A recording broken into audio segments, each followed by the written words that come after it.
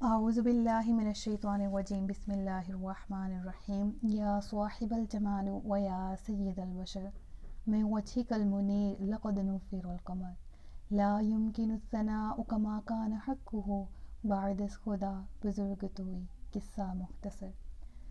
جزا اللہ عنا سیدنا و مولانا محمد صلی اللہ علیہ وآلہ وسلم ما هو أهله یا رب لك الحمد كما ينبغي لجلال وجهك وعظيم سلطانك رب اشرح لي صدري ويسر لي أمري واحلل عقدة من لساني يفقهوا قولي رب زدني علما رب زدني علما رب زدنی علما۔ السلام علیکم ورحمۃ اللہ وبرکاتہ۔ میں حافظہ افرا جاوید اسلام آپ سب لوگوں سے مخاطب ہوں اپنے یوٹیوب چینل انفینٹ اسلام میں۔ آپ سب لوگوں کو خوش آمدید کہتی ہوں۔ امید کرتی ہوں آپ سب لوگ خیریت سے ہوں گے، زندگی پرسکون پر اطمینان اور ایمان بالخیر گزر رہی ہوگی۔ سورۃ البقرہ اردو ترجمہ اور تفسیر، اس کی آیت نمبر 248 تک ہم گزشتہ اسباق میں پڑھ چکے۔ آج کے سبق میں ہم سورۃ البقرہ کی آیت نمبر 249 سے سبق کا باقاعدہ آغاز کرے ہیں، جس میں اللہ رب العزت ارشاد فرما رہا ہے، پھر جب طالوت لشکروں کو لے کر شہر سے جدا ہوا تو اس نے کہا، بے شک اللہ تمہیں ایک نہر کے ذریعے آزمانے والا ہے، تو جو اس نہر سے پانی پیے گا وہ میرا نہیں ہے، اور جو نہ پیے گا وہ میرا ہے، سوائے اس کے جو ایک چلو اپنے ہاتھ سے بھر لے۔ تو ان میں سے تھوڑے لوگوں کے علاوہ سب نے اس نہر سے پانی پی لیا۔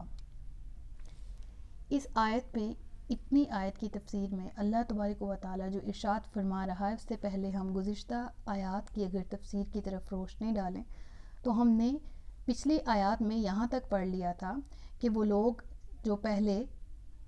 طالوت کو بادشاہ نہیں مان رہے تھے، پھر طالوت کی نشانی یعنی تابوت سکینہ جب ان کے پاس واپس آیا تو اب وہ طالوت پر مکمل طور پر اطمینان رکھتے ہوئے انہوں نے جہاد کا اس کے لیے اپنا رائے کا اظہار کیا کہ ہم جہاد میں شامل ہوں گے، اور انہوں نے طالوت کو بھی اپنا بادشاہ مان لیا۔ پھر یہ لوگ جہاد میں جانے کے لیے تیار ہو گئے، اور وہاں سے اس واقعے کا اس آیت میں ذکر ہے کہ جب وہ طالوت نے اس لشکر کو تیار کیا جس میں تمام لوگ جو جہاد میں شامل ہونے کے لیے موجود تھے، اب ایک چیز ہے جو اس آیت میں غور طلب ہے، وہ یہ کہ بے شک اللہ تمہیں ایک نہر کے ذریعے آزمانے والا ہے، تو جو اس نہر سے پانی پیے گا وہ میرا نہیں ہے، اور جو نہ پیے گا وہ میرا ہے۔ اب ایسا کیوں ہوا؟ وجہ کیا تھی کہ وہ نہر، پانی تو حلال ہوتا ہے، اس نہر کے پانی میں ایسا کیا تھا جو منع کیا گیا؟ تو دیکھیے، اہل ایمان میں جو لوگ ایمان کا دعویٰ کرتے ہیں کہ ہم ایمان والے ہیں، تو پھر ان کی آزمائش ہوتی ہے۔ یہ اللہ تبارک و تعالیٰ کا طریقہ ہے، جو کہتا ہے کہ ہم ایمان والے ہیں پھر اس کو آزمایا جاتا ہے، بھوک سے، افلاک سے، فکر سے، تنگ دستی سے، طرح طرح کی مصیبتوں سے، طرح طرح کے مصائب و آلام سے اس شخص کی آزمائش کی جاتی ہے کہ آیا وہ اپنے ایمان کا جو دعویٰ کر رہا ہے اس میں سچا بھی ہے یا نہیں سچا، کیا یہ راستے میں مشکلات دے کر ڈگمگا جائے گا، اس کے پاؤں لڑکھڑا جائیں گے، یہ گر پڑے گا، یہ دین کو چھوڑ دے گا، یہ مذہب کو چھوڑ دے گا کہ اس میں مشکلات بہت ہیں، یا یہ ایک اللہ کی عبادت کا اقرار کر چکا ہے تو یہ ساری زندگی اس کی عبادت میں گزارے گا، اس کے احکامات کی فرما برداری میں گزارے گا، خواہ کتنی ہی مشکلات کیوں نہ آ جائیں۔ تو جو اہل ایمان تھے جنہوں نے دعویٰ کیا کہ وہ جہاد لڑیں گے، تو ان کی بھی آزمائش تو پھر اللہ تبارک و تعالیٰ کی طرف سے ہونی تھی۔ تو اللہ نے آزمائش کے لیے کیا کیا کہ جب یہ سب لوگ وہاں سے جہاد کے لیے چل پڑے، بیت المقدس سے روانہ ہو گئے، تو کیا دیکھتے ہیں کہ راستے میں ایک نہر ابھی آنی تھی۔ اب یہ موسم بھی گرم تھا، شدید پیاسی بھی سچویشن تھی کہ ہر ایک کو پیاس لگی ہوئی تھی، شدید گرمی بھی تھی۔ اب ایسے میں طالوت نے ان تمام لوگوں کو، لشکر کے جتنے بھی لوگ تھے، جتنے بھی افراد تھے، ان کو حکم دیا کہ اب آگے ایک نہر آئے گی، اس نہر میں جب آپ نے پہنچنا ہے تو کسی نے بھی پانی نہیں پینا، جو پانی پی لے گا وہ ہمارے لشکر میں سے نہیں ہوگا، اور جو پانی نہیں پیے گا یعنی جو ہمارے کہنے میں رہا وہ ہمارے لشکر میں ہمارے ساتھ ہوگا۔ اور ہاں، اتنی اجازت ضرور ہے کہ ایک چلو بھر پانی یعنی کہ پیٹ بھر کے پانی نہیں پینا، بس تھوڑا سا پانی پی لینے کی اجازت ہے۔ اب اس کے پیچھے بھی ایک حکمت تھی۔ اب سوال ذہن میں یہ اٹھتا ہے کہ اگر نہر سے پانی پینے سے منع ہی کیا گیا تھا تو پھر اتنا کم سا پانی پینے کی کیوں اجازت دی گئی؟ تو دیکھیں دو چیزیں ہیں. ایک تو یہ جس طرح رمضان المبارک میں تمام چیزیں جو سورج نکلنے کے بعد سے شروع ہو کر طلوع آفتاب سے غروب آفتاب تک جو حلال ہوتی ہیں وہ کیوں منع کر دی جاتی ہیں کہ تمہارے لیے کھانے سے بھی روزہ ٹوٹ جائے گا، تمہارے لیے ہر وہ کام جو کہ عام طور پہ ہم کرتے ہیں تو اس سے گناہ نہیں ہوتا، لیکن ہم روزے کی حالت میں پانی پی لیتے ہیں، کوئی چیز حلال رزق کھا لیتے ہیں تو ہمیں منع ہے، ہمارا روزہ جاتا رہے گا. تو اسی طرح سے ان کو بھی حلال پانی تھا، منع اس لیے کیا گیا کہ آزمائش ہو سکے، ٹھیک ہے، اور معلوم ہو سکے کہ ان میں سے اپنے دعوے پہ کون سچا ہے. اور یاد رہے کہ جو اتنی سی آزمائش پہ پورا اتر گیا کہ اللہ نے اسے کہا ہے کہ تم نے پیاس برداشت کرنی ہے، ہاں تھوڑا سا پانی پی لینا، زیادہ نہ پینا، اگر وہ اس حکم کے تابع رہا تو وہ آگے جہاد کی سختیوں کو بھی آرام سے برداشت کر پائے گا اور جہاد کی جتنی بھی سختیاں ہیں ان پر ثابت قدم رہے گا. اور جو یہاں پر جس نے منہ پھیر لیا اور اپنی پیاس کے آگے ہار مان لی اور حکم الہی کو جھٹلا دیا اور پسے پشت پھینک دیا تو پھر وہ آگے جہاد بھی نہیں کر پائے گا. تو یہاں ایک بہت زیادہ اہم فیصلہ ہونا درکار تھا اور اسی وجہ سے یہاں پر پانی پینے سے منع کیا گیا. امید کرتی ہوں آپ کو یہاں تک سمجھ آ گئی ہوگی. اب آیت کے باقی کے حصے کی طرف بھی چلتے ہیں اور پھر پورے واقعے کو ڈسکس کرتے ہیں. جس طرح کہ یہاں پر دیکھا جائے اس آیت کے اس حصے کے لاسٹ میں کہ جو ایک چلو اپنے ہاتھ سے بھر لے تو ٹھیک ہے، تو ان میں سے تھوڑے سے لوگوں کے علاوہ سب نے اس نہر سے پانی پی لیا. ہوا کچھ اس طرح سے، واقعہ کچھ یہاں سے دوبارہ سے سٹارٹ کرتے کہ تمام لوگ جب اکٹھے ہو گئے انہوں نے دیکھا اب بھوک بھی، پیاس بھی تھی، گرمی بھی تھی، گرمی کی شدت بھی تھی، گرمی سے نڈال بھی تھے اپنے پسینوں میں ڈوبے ہوئے بہت ہی زیادہ. جس طرح رمضان میں روزے کی حالت میں مسلمان گرمی، بھوک، پیاس برداشت کرتا ہے اور اللہ کی رضا طلب کرنے کی کوشش میں لگا رہتا ہے، تو اسی طرح وہاں پر بھی ان کا امتحان تھا بالکل اسی طرح سے. تو سوائے کچھ سے مراد صرف 313 لوگ ایسے تھے جو ثابت قدم رہے، انہوں نے صبر کیا، بھوک برداشت کی، پیاس برداشت کی، اس نہر سے پانی صرف چلو بھر لیا، یعنی جس سے ہلکا سا گزارا ہو جائے، خشک گلے دوبارہ سے تر ہو گئے، باقی انہوں نے صبر کیا. اور انہوں نے جب اللہ کا یہ حکم مانا تو اس سے ان کے دل کو مزید ایمان کو قوت حاصل ہوئی، ان کا دل جو ہے مزید ایمان پر جم گیا اور وہ سلامتی کے ساتھ نہر سے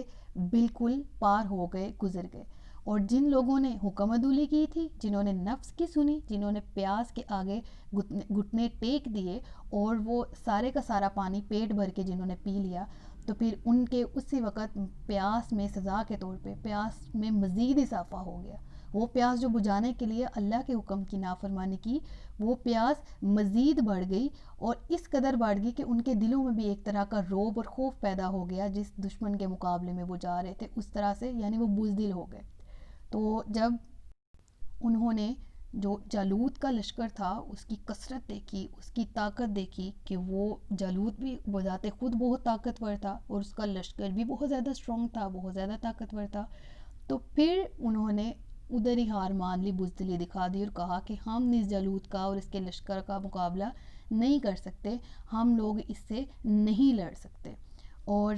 جس طرح کے آیت میں مذکور ہے، پھر جب طالوت اور اس کے ساتھ والے مسلمان نہر سے پار ہو گئے تو انہوں نے کہا ہم میں آج جالوت اور اس کے لشکروں کے ساتھ مقابلے کی طاقت نہیں ہے. یعنی یہ وہ لوگ تھے جنہوں نے پانی پی لیا تھا نفس کے آگے، انہوں نے اپنے خواہشات کے آگے اللہ کے حکم کو نہیں مانا تھا اور دل بزدل ہو گئے، تو انہوں نے انکار کر دیا کہ ہم میں طاقت نہیں ہے، ہم نہیں لڑ سکتے. لیکن جو اللہ سے ملنے کا یقین رکھتے تھے انہوں نے کہا بہت دفعہ چھوٹی جماعت اللہ کے حکم سے بڑی جماعت پر غالب آئی ہے اور اللہ صبر کرنے والوں کے ساتھ ہے. سبحان اللہ. بے شک یعنی پھر وہ لوگ جو کہ اللہ تبارک و تعالیٰ کے حکم کے پابند رہے اور انہوں نے رب العالمین کے حکم کو نہیں جھٹلایا تھا اور اللہ کے حکم کی عدولی نہیں کی تھی، تو اس صورت میں ان لوگوں نے پھر اللہ تبارک و تعالیٰ کے سامنے دعا کی. اور کیا دعا کی کہ اے اللہ عز و جل،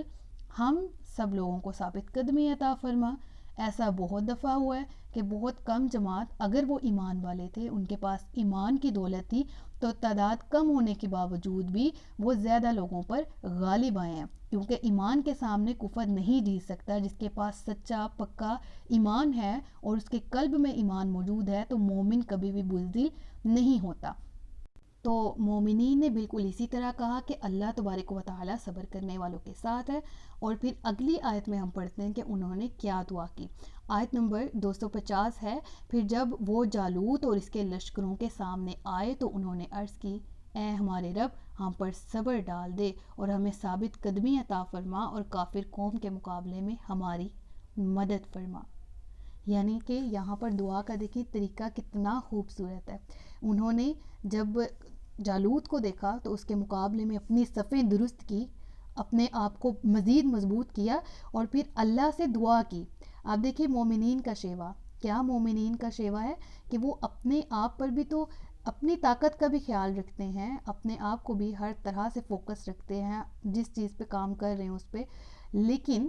وہ اللہ سے دعا ضرور کرتے ہیں کہ اللہ کی مدد کے بغیر وہ کچھ نہیں ہے۔ تو انہوں نے بھی پھر اس طرح دعا کی، اور کس طرح 3 طرح کی دعائیں اس آیت میں مذکور ہیں۔ پہلی کیا، اے میرے اللہ، ہمیں جنگ میں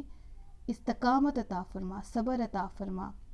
ہم کہیں ڈر کے پیچھے بزدلی نہ دکھا کے بھاگیں، ہمیں صبر ہم پر ڈال دے اور ہمیں صحیح طریقے سے جنگ کرنے کی، جہاد کرنے کی توفیق دے۔ پھر دوسری دعا کیا کہ ہمارے دل میں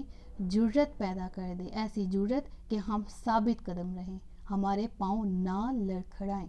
اور پھر تیسری دعا وہ بھی اس آیت میں مذکور ہے کہ کافروں کے مقابلے میں ہماری مدد فرما، اس جالوت اور یہ ظالم بادشاہ اور اس کے لشکر سے ہمیں بچا لے اور ہمیں فتح عطا فرما، اور اس کے ظلم سے تمام جو بنی اسرائیل ہے ان تمام کو